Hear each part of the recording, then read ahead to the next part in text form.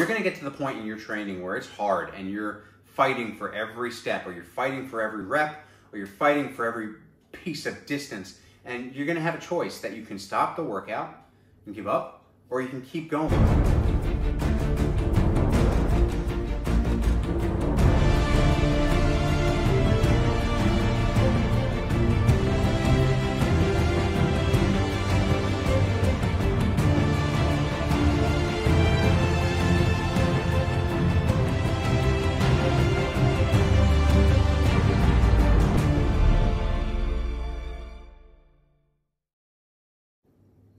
Hey everyone, Andrew here, Melbourne Superman, and I wanted to come on today and talk a little bit about my Melbourne Marathon journey. So what I specifically wanted to talk about is how I finally ran this thing without injury. So for those of you who don't know, and I quite imagine that's a lot of you, I've been running distance for a very short time, maybe 3 or 4 years at this point. I've run all my life. You can go back and listen to some of my, or watch some of my get to know me videos, and you can hear a little bit about how I used to run. I was never really an outdoor runner, distance runner, until about 3 or 4 years ago. Before that, it was all treadmill, and I just ran to keep fit, and I just ran like high intensity interval stuff.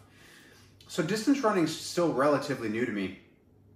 And in the course of the last few years, I've run a ton of events. Spartan races, obviously, a ton of them. Half marathons, 10Ks, 5Ks, 5 events that were full marathon or longer, so that's 26.2 miles, 42.2 kilometers. So I think I've run, hold on, I might have run 6. So maybe there's 4 marathons in there, 4 full marathons in there, and 2 50Ks. So 1 regular 50K and 1 Spartan Ultra Beast 50K, which you can go back and watch my video on that, or listen to my podcast, Breaking the Barrier, for a full recap on that one. That was tough. But, so, in the course of the last few years, I've struggled a lot with hip injuries, IT band stuff stemming from the hip. And so, like 4 out of the last 6 marathon or greater distances that I've run have had me ending the race severely injured, whether it's my knee giving out, my hip giving out. So I haven't been able to do the proper race that I've wanted to. So I had and do have some very ambitious goals, and they just kind of stopped dead in their tracks because of this injury. And so I had to really revisit what I was doing and figure out a way to help me get past all that. So I'm going to talk a little bit about that right now. So the first thing that I had to do, I had to completely alter my mindset. So my mindset, in my mind, there was no race that I was going to be able to run above 10 kilometers that didn't see me ending up injured. So I had to really rejig that and start putting it out there into the universe that that's not something that I really need to be thinking about. I need to keep positive. I need to really start to visualize myself finishing these races. And above all that, I had to really look at my overall self, right? Because I've been a lower carb athlete for such a long time, and that's how I've always gotten into my shredded looks and my lean looks. And I had to really look at that. I hired a coach, I hired a running coach. That was the first real change in mindset. I couldn't just do this by myself. And we had a talk. Kurt DeWint, really excellent guy, running public, go follow him. And I asked him at one point in our sort of training, I said, look, if carbohydrates are there that are going to help you fuel yourself to be faster, does it stand to reason that if I'm not eating carbohydrates, I'm never going to get faster and I'm never going to really be able to recover fully? Like, I was able to run really long distances on no carbs, like fat adapted, but that didn't mean that I was able to do it fast. And so he said, yeah, dude, look, add carbs into your diet because you'll see results practically overnight. And I did. You know, I'm still kind of getting used to eating more carbohydrates than I used to, and I'm actually practicing leaning out right now. So 2 years ago, I went down to about 8% body fat on 10 to 20 carbs per day. I'm going to try to do the same thing now, so keep an eye out for that on over 100 to 200 carbs per day. So I'm going to see how that works. But right away, it really helped my running, and that was just like one small thing, really, that helped me improve my running. And it was a lot of things like that, that mind shift change, that, be prepared to do different things to really get outside of that comfort zone. It was a lot of that that really helped. So absolutely take a look at your mindset and see if that needs shifting. The next thing was trust. So I really had to start to trust the process. So I am a runner, I'm on Strava, and I always would look at my Strava runs and be like, oh, I can't run slow. I gotta keep up good paces so that everybody can see that I'm fast and everything. Bag that. Who cares? Nobody cares. The thing that I had to trust in my coach was that I had to slow down. I had to slow down on 80% of my runs. So like all my easy runs became really slow, right? So my easy runs, for me, that's subjective, that's relative to me. My easy runs are right now and then anywhere from 10:30 to an 11-minute mile. Think about that. 80% of my runs, and that includes easy recovery runs, that includes my warm-ups and cool-downs, all those runs where I'm not doing specific quality work. Only 20% of my runs were speed workouts, right? Or quality or incline stuff. Running most of my runs at a 10:30 and 11-minute mile, that's about a 6:40 to a 7-minute kilometer. I was able to run the marathon at an 8:20 mile. That's about a 5:15 or 5:16 kilometer. And I had to trust that it was okay for me to slow down. And I had to stop thinking about what Strava said. I had to trust the process. I had to trust that my coach knew. So I had to put a lot of trust into stuff like that. So really not overdoing it, not trying to run faster even though that I knew that I could. I just had to calm down and trust the process. So really important to trust the process. I also, now the third thing, I had to really work on my consistency. Now, it's no secret, I've always been pretty consistent with my nutrition, with my training, with my workouts and all that stuff. But I had to practice that consistent in terms of what somebody else was laying out for me, and I had to really make sure that I stuck with it. Because what I didn't want to do is I didn't want to get to race day and look back and wish that I had completed every workout or completed every recovery day. And that includes consistency with recovery days and taking a rest. I knew that I wanted to get to race day and be like, yeah, I did everything that I was supposed to do. So consistency is so important. That's nutrition, that's recovery, rest, sleep, training, everything. Like, things come up, but the more you can negate that and continue on with your training and get done what needs to be done, the better result you're gonna see. It's that consistency. Like, people ask me all the time, especially when I'm leaning out or if I'm doing specific things, they're like, how do you do it? How do you do it? What's the magic secret? There is no magic secret. You just gotta be consistent. You gotta keep doing it over the course of days, weeks, months, years. That's it. There's no magic secret. Anybody who tells you otherwise is either lying to you or selling something. So, consistency. Going past consistency is I had to look into my own perseverance. That's the next thing, perseverance. I had to push through some serious obstacles. There were times when the injury did spark up and I did feel like it was all for naught. So I had to really persevere through some of that, some of those mental battles, because it's really easy to give up when something gets in your way and it just doesn't go the way that you want it to. But the more that you can persevere through that, like, okay, so perfect example, somebody who's trying to lose weight, a little bit of body fat, you'll plateau maybe 6 to 8 weeks in, right? Maybe even sooner. And that's the time when you feel like it's not gonna happen, or you're doing this for nothing, or you've reached your ceiling. Dude, if I remember, I'm gonna put a photo of myself right around somewhere of me at 85 kilos a few years ago, where I thought that was my ceiling and the best I could look, to 85 kilos a couple of weeks ago, to not my ceiling, not the best I could look, but a fit version of me that knows that there are more limits that I can go to. So you've got to persevere. So if you hit that plateau, 6 to 8 weeks, don't give up. Don't just stop. Don't throw it all away. Just know that there is a big breakthrough coming in a few weeks if you can just stick with it and persevere through. Stick with it, go forward, don't give up. Even if it feels like you're plateauing, there's something awesome coming as long as you stick with it.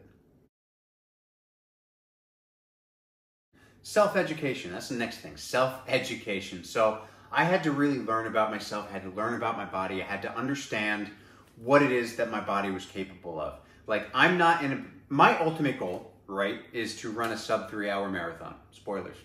I'm not in a position to do that right now because my efficiency, my economy, my endurance, my speed, it's not there yet. And I have to accept that, and I have to educate myself and know that I can't run workouts as if I am a sub 3-hour marathon runner. I can't run workouts as if I'm a 15-minute 5K runner, because I'm not. And I have to accept that. I have to educate myself in the sense that I have to learn what I'm capable of and work at that capacity. And aside from that, I have to educate myself in terms of what it is that I'm, what it is that I'm doing in terms of recovery, something like recovery. How can I recover better? How can I recover more efficiently? What kind of nutrition should I be eating? And then I have to practice that. So you can't go up to race day. You can't show up to race day having never practiced fueling on a long run and then all of a sudden start fueling on race day thinking that it's going to be some magic pill for success. Because if you haven't practiced that, if you haven't educated yourself beforehand to know what works with your body and what doesn't, you're in for a rude awakening when you go out and you try something new on race day. So really educate yourself in terms of what your body's capable of, in terms of nutrition, in terms of work, in terms of workload, in terms of capacity. Because I know that I can't run 7 days a week. I know that I can't run 10 miles every day or 15 miles every day. I get to about 50 to 60 mile weeks. That's about, what's that, like 80 to 100 kilometer weeks at the max, and I'll do that once or twice. I can't keep that up. Not yet. I don't know. Maybe someday I will. But anything past that, I'm looking to get injured. It's just, you have to learn about yourself, about your body, about your mental capacity, about your scheduling to help keep you going. Because even like your mental capacity, so important. If you're stressed out, your body releases certain hormones and your body doesn't know the difference between those stress hormones from stress and mental stuff or stress hormones from physical work. So if you're stressed all the time, you're not able to recover. So you've got to educate yourself on that. You got to understand what all that means. The next thing, I had to have like laser focus for the event. Like when you're training for something very specific, you can't train for a ton of things and expect to have all of them perfect, right? So what I mean by that is my goal was the marathon. A few months before that, I ran a half marathon. I wasn't running that to go crazy to PB it. I was running that to see where my fitness was. My ultimate goal was the marathon. So in the time that I gave Kirk and I to do this thing, I think it was like 4 or 5 months, we weren't looking at a bunch of different things. We were training for that event, and we were training for the speed for that event, because with that kind of time, you can't be training speed for a 5K. You can't be training speed for your 10K and your half and your marathon. You've got to have laser focus on the event that you want. There are some people that run like tons of marathons every year, and that's great. But if you do that, you're not going to be able to PR every single one of them, PB every single one of them.